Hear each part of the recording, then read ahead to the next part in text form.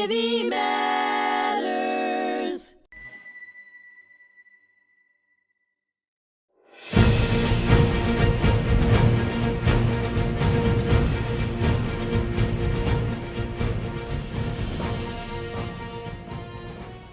Hello, and thank you for joining me today. I'm your host, Richard Acritelli, and on today's episode of The Fog of War and Humanity here on HMTV, my special guest is historian, military artifacts collector, and a major proponent of history, Mr. William Donahue, will join me for a conversation about his interests in always promoting the importance of military, political, and man's humanity to man's history.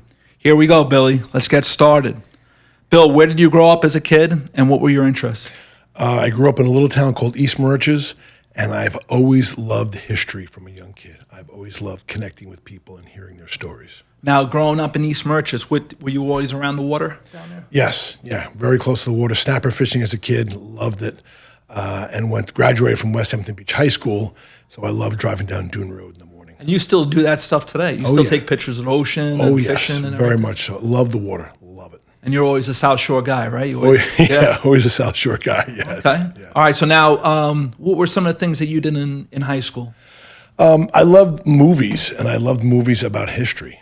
I love movies about history and then also looking about what it was based on, you know, the difference between the cinema and the actual fact. I love finding out where they stretched, where they took cinematic license, and what's the actual story. What were some of the films that you like to research, you like to take a look at? Well, like Raiders of the Lost Ark, you know, the Ark of the Covenant, which we found out that the movie took a lot of cinematic license. Sure. Raiders of the Lost Ark to me is like any kid that loves history loves that movie. Yeah, remember what was it, Indiana Jones, when he's talking to the government officials and goes, haven't you boys been to Sunday school? Yes. Right? And he's going over everything. Exactly, good point. And that's a great part of that movie where they go, I understand Hitler's interest in this. Yeah. Now, what other movies did you like? The Longest Day. To me, the black and white of that movie gave it a gripping reality, you know, because D-Day was something I've always heard about, and The Longest Day was kind of like the introduction to it.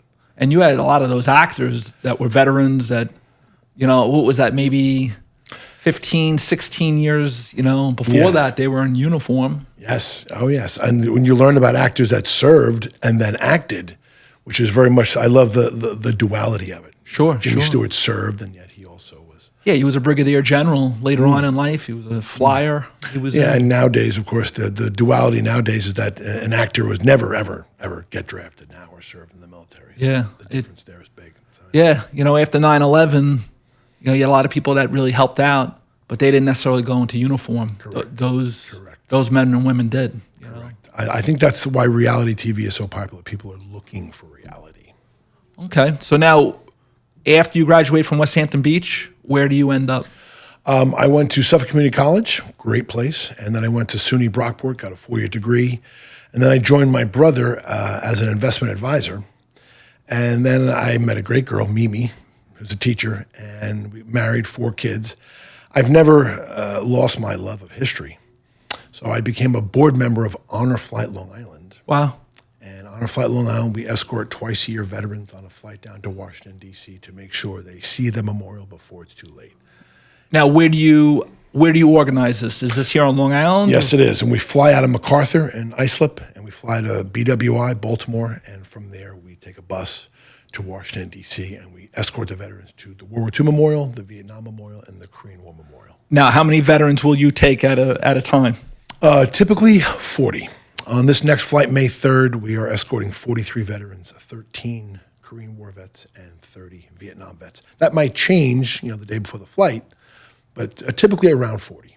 Now, who helps pay for this? It's got to be pretty expensive. It is. We are 501c3. We work on donations. The veteran pays nothing. We ask the guardian, because every veteran has a guardian, we ask the guardian or the guardian's family to donate $400. But we've had people come out of nowhere and write a check for $10,000 that he heard about it because his uncle loved it. So it's a purely, we work on a donation basis. And that's the interesting thing about fundraising. Sometimes you got to get lucky. Yeah, exactly. Surprised in a good way, right? You nailed it. Very much so. We like to connect with people and raise their profile, because when people find out that their uncle went and their father went and they see how much their father or uncle loved it, lots of times they will want to donate money. So, yeah. Now, do you have any large businesses that are tied to this, or any groups? Osaic which is a huge investment advisory firm. They donate $5,000 a year to Honor Flight Long Island. So thank you very much for the Osaic Foundation. And we're always looking to raise the profile to get the attention of other big firms that might want to donate to it. Yeah, it strikes a chord if you think about it, right? There's veterans in every family, whether it's 1 or 10 in a family, and people look back and they always say, you know, my father did this, or my aunt did this, or I had a cousin that was in uniform, or once upon a time when I was younger, yes, right, I had served and did these types of responsibilities. One of the things you'll hear is a veteran that participates in honor flight will begin talking about their service. And then their nephew or son or daughter goes, wow, why are you talking about it now? Well, I went on this thing called honor flight. So they're like, what is that? And then they'll Google it, and then maybe sometimes they'll step up and make a donation. And it brings out that history. It brings out that history. They feel it's okay to talk about it because a lot of times Vietnam, speaking specifically, they did not get the welcome back that they deserved, and honor flight provides that. Yeah. I mean, there was no yellow ribbons, no parades, or, you know. They often took off their military uniform in the airport and put on their civilian clothes. Yeah, that was never again will one generation of veterans forget about another. Correct. And those guys now take care of a lot of the veterans over the last 20 years or 25 years, or going all the way back to the Gulf War. Yeah, the Vietnam veterans knew what that they did not get the welcome back, so they make sure that the current veterans, Afghan War, Iraqi War, get that welcome back. Yeah, the Vietnam veterans are very aware. And that mission is still very strong for them. Ongoing, correct. Now, how long have you been involved with Honor Flight for? I've been a board member for probably 8 years, and we've done well over 30 flights, and we've escorted well over 2,000 veterans. I mean, you have so many rewarding things here. Could you pinpoint any one when you get done with a honor flight or a trip that you look back and you say, "Wow, this was a recent veteran, Tommy Coughlin, a Vietnam veteran. He loved the flight so much, and I interviewed him down at the World War II Memorial, even though he's a Vietnam vet, and I made a short film, and it's on my website, unspokennowtold.com, which is not monetized. It's just capturing veteran stories for future generations. But Tommy Coughlin is so appreciative because he really loves the fact that Honor Flight steps out to make sure these Vietnam veterans are welcomed back. And he had no concept of it. So everything for him is like a new surprise, and he really loves it. Can you give like a summary, brief description of that film that you made? Brief description, it's at the World War II Memorial, and we're simply just interviewing veterans, interviewing Tommy and his daughter. His daughter is his guardian. And we just say, Tommy, how you feeling about today? And he is overflowing with emotion. He just talks about it like an 8-year-old kid talking about going to a birthday party. He just can't say enough about it. And he talks about it like every veteran should participate in Honor Flight because they did not get the welcome back that they deserved. And now this Honor Flight provides that welcome back. What was his experience during the Vietnam War? Oh, well, he doesn't talk too much about it. He really doesn't talk too much about it. But he looks at Honor Flight as this is the welcome back at the airport that he can get. And how old a man is he? He's in his 70s.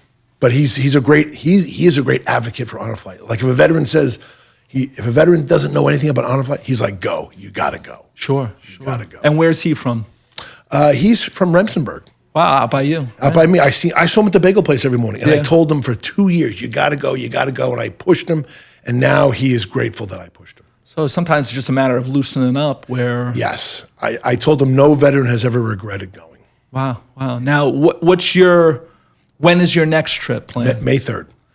And it's the same process, right? You're up here, you go down to Baltimore. Yep, we're up and back in the same day. And if you want to engage with Honor Flight, that night, you can go to MacArthur Airport, park in cell phone lot 6C. They won't charge you that night. And you can just go into the airport and be part of the reception group. You can just be there to clap your hands and thank the veteran, shake the veteran's hand. So you don't need permission. You can just go. And those veterans, specifically the Vietnam, they really love that when the general public steps out. Now, when you look at Honor Flight, can you think of any stories of any veterans that, like your friend, right? You see him at the coffee or the bagel place, right? And you don't really know much. You know these guys had done something, but you're not quite sure. Was there ever any one veteran that you took with you that you were just completely surprised once they started talking a little bit? Harold Caffrey, World War II veteran. He went on the flight, and he's in his wheelchair at the World War II Memorial.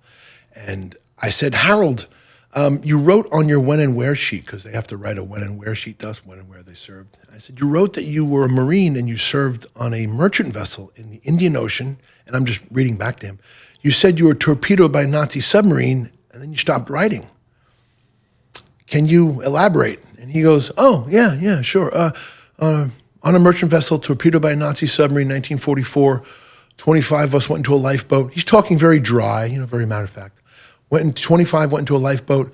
We were picked up by a British Navy destroyer, and we spent a day and a half in a lifeboat. The British Navy destroyer picked us up, gave us, blankets, gave us food, and they took us through the Red Sea, through the Mediterranean Sea, up to England. They dumped us off, and I got a new uniform, I got a new gun, and 2 weeks later, I went in on D-Day +2. Wow. And I said to Harold, I have a studio. I'd like to interview you for my website. And his answer was, classic World War II veteran answer. His answer was, why? Yeah. He did not feel his story was worthy. And I said, I begged him to be interviewed. Yeah, I mean, you look at these stories. He's from the Indian Ocean, and now he's going back towards Europe to serve, at Normandy is amazing. He insisted on D-Day on the beaches. The beaches were secure. I went on D-Day +2. It was no action. So I've yet to edit that interview. I have to edit that interview. But to me, that is honor flight. I feel like a kid. The fact that I was able to hear that story Sure. before he passed on. And he did not feel worthy, which is the classic World War II veteran. Now, do you have any other stories that you could share? Leroy Barnes, World War II veteran, and he saved the life of a German POW from a Russian intelligence officer. That's on my website. So if you go to Unspoken Now Told and put in Leroy Barnes, he talks for 4 minutes about a Russian intelligence officer shooting a German POW, and then he shot him but did not kill him. But then the Russian intelligence officer is going to shoot him again. Where was this? Was this at the very end of the war? At the very end of the war. So he put up his hand and he blocked the second shot. Wow. And he talks about, this war is over, and why are you shooting? He goes, why are you shooting? So I captured, and he went on honor flight. So Leroy Barnes talking about he saved the life of a German POW. Wow. And the Soviets wanted blood at the very end of the war. Exactly. The Soviets felt like, exactly. Yeah, 27 million killed. They wanted their pound of, exactly. Yeah. You nailed it. They felt entitled to do that. Yeah, and the American military looked a little bit differently. I mean, It was bad on us, but the Soviets really got hit. Yeah, the Soviets paid a high price, so they felt they had the right to do that. Right? Okay. Yeah. Now, when is your next? May 3rd. May 3rd. May 3rd is our next flight. And how many do you have going on May 3rd? 43. 43, so it's only about 2 weeks away. So. Yep. Now, we're very excited. I'm very excited. Now, what are the preparations? You're getting this close. What are the things that you have to do to ensure? Well, I get the real person that makes it happen is Jamie Bowden, Honor Flight Long Island. She's the Radar O'Reilly of Honor Flight. She is booking the flights. She's getting all the information from the veterans, making sure we get the medical information from the veterans, making sure the Guardian's being trained, making sure the Guardian is aware of what time they got to be at the airport. So really, Jamie Bowden, a shout out to her. She is the person. Like 2 weeks before the flight, no one really bothers her, because she does a lot. Wow. And we get information from her. We get, like I just emailed us my bus list. I'm the bus captain of bus 2, and she's giving us information. So I really just get my marching orders from her. Now, she donates her time as well then? She's a page of Honor Flight Long Island. She's the only paid employee. She's paid by the town of Southampton. Another shout out to the town of Southampton, because without the town of Southampton and Jamie, we don't move forward. And that's certain things sometimes, with government, things that you don't always know what's being done, and that's very positive. Yeah, very much so. Town of Southampton and Jamie Bowden, because she's booking the flights, she's doing booking the buses, she's booking the reservation at the Silver Diner in the Baltimore airport. She does a lot, and we make sure the veterans know that. And going down to Washington, D.C., you can't lay an egg. Everything's got to be taken care of, right? Exactly. So it's a lot of Ted Kiladitis, Roger Kilfoyle. All of us go on the flight. It's a great day. Jeff Rosenking.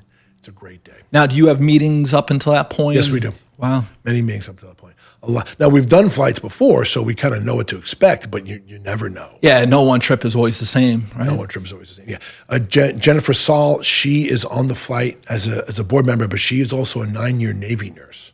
Having her in the flight's huge because if something goes wrong medically with a veteran, we immediately notify her. Now, do you pick May because the weather's pretty nice down there? You nailed it. It's right about, we always have a lot of water, but May is that time. And we do a second flight in late September, early October. And you guys, where do you guys head to? You go to the World War II? On this particular flight, we're doing the Korean War Memorial, Vietnam Memorial, and then we go to Arlington National Cemetery for the change of the guard. And that's on and off the bus every time. We drive to Iwo Jima Memorial and the Air Force Memorial, and then we head back to the airport in Baltimore and fly back. And you've seen these sites many times, but I'm sure you see different things because there's so much to Washington, D.C., especially history-wise. I love the Air Force Memorial because to me it's very outdoorsy. It's these three spires coming out of the ground. It's a great place for pictures. A lot of great pictures take place there. Now, do you ever have a chance of bringing your own kids down? My kids have done, three of my kids have done 2 honor flights. Wow. For the first one they went on because I told them to, and the second one they asked to go, which I love that. And these are respectful kids that are already, they understand service from looking at these older citizens. I'm hoping that the 2 honor flights they went on have a lasting impact. I don't know, but I'm hoping it did. It will. Someday they'll say Grandpa or Pop or Papa did all this, and we were able to see it. And they'll probably understand it a little bit more as they get older because they're busy now and they're doing different things. And I'm hoping it has that impact. Yeah, I'm sure it will. I'm sure it will. Now, you have this honor flight coming up.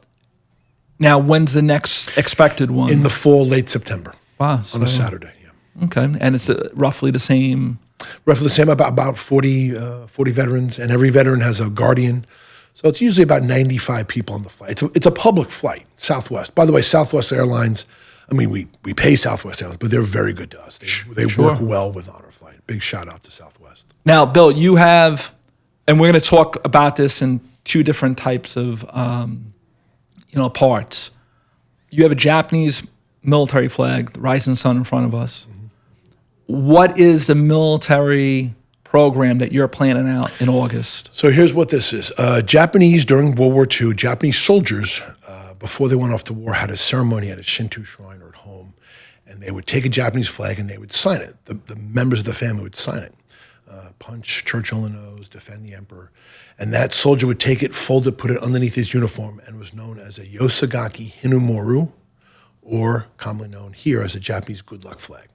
When the Japanese soldier fell on the field of battle, a lot of American soldiers took that flag as a souvenir. So these flags are in attics, they're with traders or dealers. So I have already returned one to the family in Japan. I've collected 43 more. And now what I'm doing is in this summer, I'm flying out to Portland, Oregon to visit the Obon Society. The Obon Society in Oregon is the group for returning these flags to the Japanese families in Japan. The Japanese family considers these flags part of the body. They call it non-biological human remains. So the Obon Society, which is led by Rex and Keiku, they translate the verbiage on the flag, and they find the families in Japan, and they return these flags to the families in Japan, which is a great sense of honor for these families. What's the response that you get? The response, I'm hoping that the families in Japan are very happy, but sometimes they just accept the flag and they say nothing. All dialogue from the families in Japan will come through the Obon Society. I'm hoping that the families in Japan will be open to being interviewed, and maybe, big maybe, will fly to Japan and interview the family. Wow. But that's totally up to the family. Sure. The family. What have you gotten any response? What's the general response that you General response is a thank you from the Obon Society. Thank you very much, and they'll list the family's name. But sometimes the Obon Society will say, "Listen, on this particular flag, they're going to have a ceremony at the ministry in Japan." But right now, the response, some families open up and they say a big thank you, but some families don't. It's a sense of pride, but they're very private. The privacy in Japan is very different than privacy in America. And the war is still very touchy in terms of World War II in the Pacific and Asia. There. It's very different for the families in Japan. But as long as the flag goes to the family in Japan, I'm happy. Generally, where have you gotten these flags from? All over the place, or is there one area that has a surplus? All over the place, traders, dealers, websites. Another reason that I'm going through Obon is that some flags are not good luck flags. And the Obon Society will tell me that. They'll say, "Bill, this is not a good luck flag." I say, "Okay, no problem." Are there spots where there's a lot of Japanese Americans or Japanese immigrants where you see these flags, or you just don't see that? No, itself? you see them on websites. You see them. Now, one of the things that Obon is doing is that they're encouraging eBay to not put these flags up on their website. So what I'm doing is I'm going to the traders and dealers, I'm buying them, and I'm turning them over to the Obon Society. So I'm taking money out of my pocket to do the right thing. Now, and they'll help determine if this is authentic. Exactly. That's a big thing. That's why I'm going through the Obon Society. Exactly. They are the determining factor. I mean, there's always a buck to be made, but sometimes people go too far, too. Exactly. But shout out to the Obon Society. They do a great job.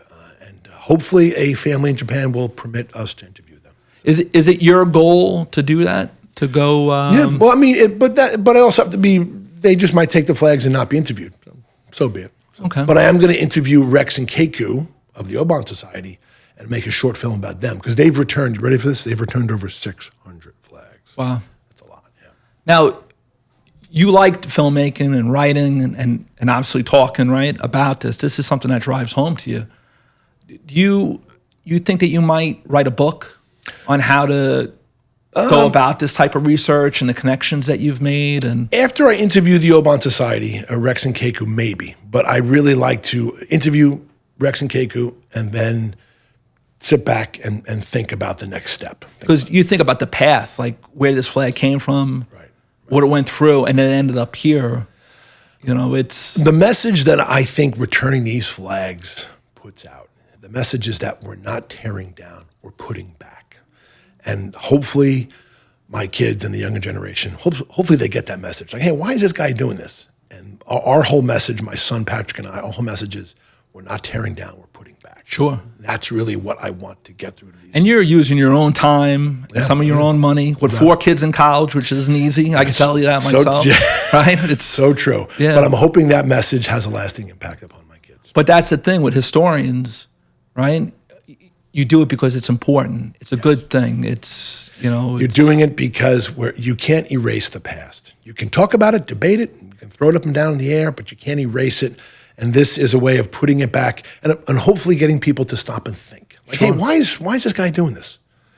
And if they can stop and think about it, then we've achieved our goal. And this is a heck of a story because all these flags come from somewhere. And the fact that you're getting it back to some of the family members 80 years after the end of World War II is pretty amazing. Thank you. But you couch it well. You're a history teacher. You know Dave Hughes. Dave Hughes is the one who started this with me. You couched it well. History, I can't get enough of it. I eat it up with a spoon. And to me, if we can make a family, several families in Japan happy, because it was on their father or grandfather's body. And it's very spiritual to them. Yeah. Very spiritual to them. So. Now, at the museum that I run, VFW Post 6249, Suffolk County, World War II and Military History Museum, we're having an event in August. You want to identify that event? Yeah, so I'm doing a short film, and on that day, August 15th, it's the 80th anniversary, or that summer is the 80th anniversary to the end of World War II. So I'm doing a short film where I filmed veterans reciting Theodore Roosevelt's The Man in the Arena. So we're going to release the film that day, and on that day, we're going to be engraving veterans' names in the wall, your wall, thank you very much, honoring or observing the 80th anniversary to the end of World War II. And it's amazing, that Man in the Arena speech. You look at veterans at Gripping. Okinawa, Iwo Jima, I mean, all the way to one of our first engagements at Guadalcanal in 1942. Gripping. And it's amazing. I mean, it is. Hopefully the kids nowadays look at this movie with these veterans reciting his words about don't stand on the sidelines, get in, do something, Sure. Engage. Okay. Now, we're going to come back to Bill Donahue here on HMTV. We have a couple of artifacts that we're going to take a look at, and please join us for this interesting segment.